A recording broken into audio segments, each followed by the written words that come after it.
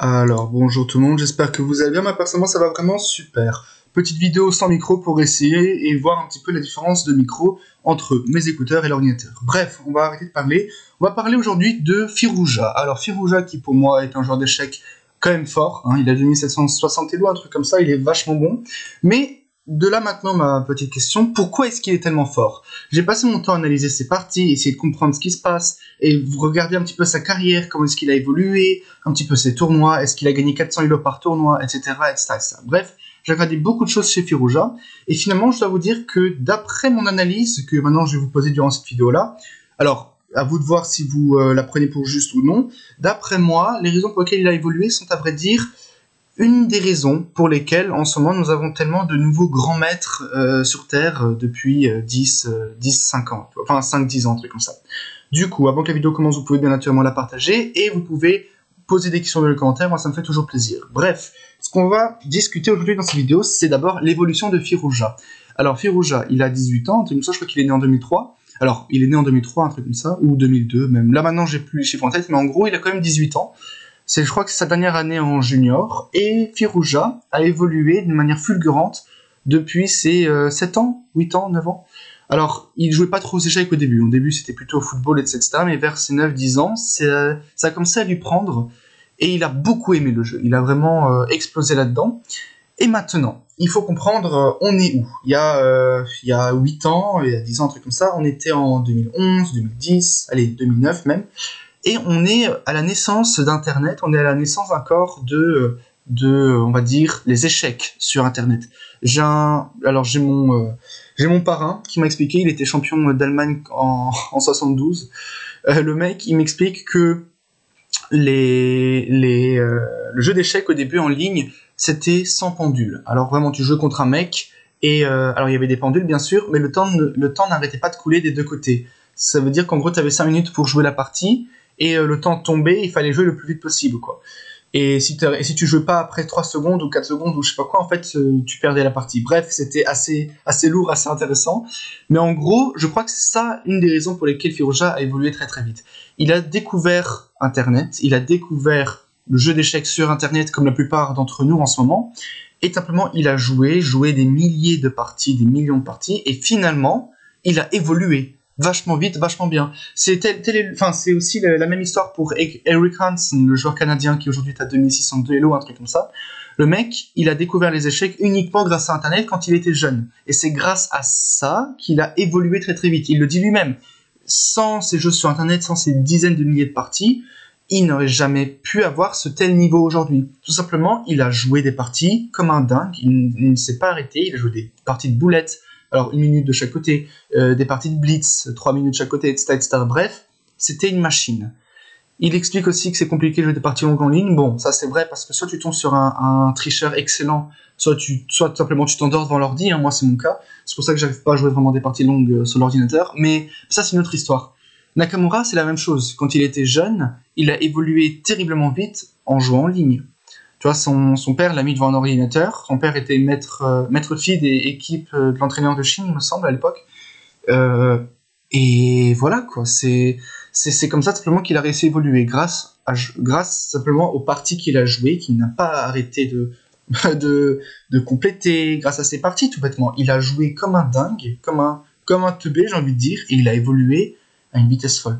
Maintenant qu'on sait tout simplement comment est-ce que ça a évolué, il faut un petit peu regarder ces parties d'échecs. On va chercher Ali Reza Firouzja. Alors je crois que l'écran sera un petit peu bloqué, mais c'est pas grave, je vais quand même je vais quand même changer l'écran pour que vous puissiez voir.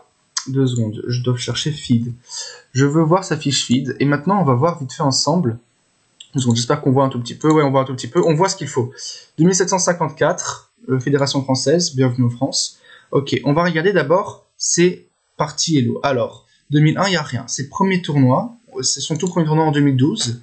Le mec, il a... 2 secondes, j'espère qu'on voit un petit peu. Il n'a pas encore de performance, mais il gagne quand même contre des 1800, 1900 Elo, des 1500. Il perd aussi contre quelques 1800, bien sûr, mais il gagne quand même contre des mecs vachement forts. À la fin, il a une performance à 1756. Ça veut dire qu'il commence avec 1756 elo. Son prochain tournoi en 2012, en novembre 2012, pardon. Il joue contre des 2000, ça, il perd un petit peu. Ça, c'est dommage. Bref, il est à 1756 Elo. Il a eu malheureusement pas un très bon score, mais bon, ça arrive. Et là maintenant, il faut qu'on redescende. Le tournoi qui joue juste après, il y a plus 150 Elo en 2013. Plus 150 Elo, le mec, il arrive à... Alors, il avait 1734, et alors, le premier tournoi, là, ici, Khazar Open Cup, il joue contre un maître fit qui perd, contre lequel il perd, après d'autres joueurs iraniens, il gagne, il perd, bref. Plus 63 Elo. Le tournoi juste après, 86 Elo en plus, il commence à faire nul contre des 2000, il commence à gagner contre des 2100, vraiment complètement dingue, et il gagne 150 points Elo. Incroyable. On continue à regarder, le tournoi juste après, il en gagne 39. Encore complètement dingue, ses adversaires ont 2000 Elo, etc. Il gagne, il en perd quelques-unes, mais bon, ça arrive quand même à tout le monde. Son mois n'est pas encore à jour, il joue encore avec 1156 Elo. Et là, on voit maintenant quelques petites défaites à genre à moins 10, moins 16, etc. Plus 14. Et là, maintenant, on voit, il a de nouveau un pic, 2 secondes, voilà, 150, 39, ok, une petite défaite, plus 34, plus 91, plus 30, plus 30, plus 80, plus 50, presque plus 100, de nouveau moins 40, bon ça arrive, et là de nouveau plus 40, plus 40, plus 80, etc. Et ces petites victoires à chaque fois d'une dizaine, vingtaine, trentaine d'Elo, simplement ça l'a fait arriver à 2700, et ça c'est incroyable. Dans le fond, ce n'est pas si compliqué de gagner des Elo. Bon, gagner des parties, oui, mais tu vois, genre de avril, je sais pas si on arrive à voir, genre de avril 2013 à mai 2013, il a gagné combien 100 points Elo. Et après, ça continue, ça augmente. Et là, il est passé de 2000 à 2045 vraiment en un mois. Et là, pareil, 2045 à 2400 en 2 mois. Incroyable. Et il continue juste à gagner des parties, il retombe un tout petit peu, il n'y a pas de problème. Et là, boum, il remonte. Et là, il arrive à presque 2500. Et petit à petit, il augmente en gagnant quelques petits points Elo à chaque fois. À chaque fois une dizaine, après il en perd 4, après il en regagne 2, 3, et boum, il arrive petit à petit à 2700 Elo. Et là maintenant on est en 2021, il a commencé sa toute première partie en 2012, ça veut dire que sa première partie a été jouée il y a 9 ans. En 9 ans, il est passé de 1700 Elo à 2700 Elo. Ça fait à peu près 1000 Elo, un truc comme ça, pile poil 1000 il me semble, non? Ah ouais, presque pile poil 1000 à 2 Elo près. En 9 ans. Tout simplement, c'est comme ça qu'il a évolué très très vite et qu'il a gagné très vite beaucoup de points Elo. Tu vois, 1700 et boum, directement 1800, boum, directement 2000, boum, directement 2003, 2004, 2005. Et c'est simplement comme ça qu'il a réussi à évoluer aux échecs. Il a joué beaucoup de parties, que ce soit en ligne ou dans la vraie vie, et il a analysé chacune de ces parties comme un dingue. Alors, je sais pas pourquoi j'ai fait cette vidéo, dans le fond. Je me dis qu'en fait, cette vidéo-là, elle est surtout là, par titre explicatif. Je me disais que c'était une vidéo quand même assez intéressante à faire, mais... Dans le fond, si maintenant on suivait tous le même chemin que Firouzja, est-ce qu'on aurait eu le même résultat que lui? Parce que c'est bien beau de se dire oui, en jouant que des parties en ligne, on va évoluer. Mais on oublie quand même les milliers de personnes qui jouent en ligne, mais qui n'arrivent pas à atteindre ce niveau. On oublie les millions de personnes qui jouent aux échecs, que ce soit entre amis, entre deux cours, ou que ce soit dans un bar avec un inconnu, je sais pas quoi, ou même juste sur internet avec des mecs bizarres. Ben, la plupart d'entre nous vont peut-être jamais atteindre le même niveau que Firouzja. Certains d'entre nous vont stagner à 1800 Elo, d'autres vont avoir 1600 Elo toute leur vie et ils vont savoir comment gagner aux échecs, mais ils ne sauront pas gagner aux échecs. Vous voyez la différence? C'est ça la petite pointe. Et du coup, c'est ça cette clé qu'il faut comprendre chez Firouzja, comment il a fait pour évoluer. Est-ce qu'il a seulement analysé les parties? Est-ce que, après chaque partie jouée, il est resté encore 1 heure et sur l'échiquier, l'adversaire est déjà parti, il n'y a plus personne dans la salle est déjà noire, il n'y a plus de lumière, et lui il est resté, il a analysé, il a réfléchi, ou qu'est-ce qu'il a fait? C'est ça la question que je me pose, et la question à laquelle j'aimerais bien répondre, ou si jamais quelqu'un a une idée dans les commentaires, n'hésitez pas, ça fait toujours plaisir.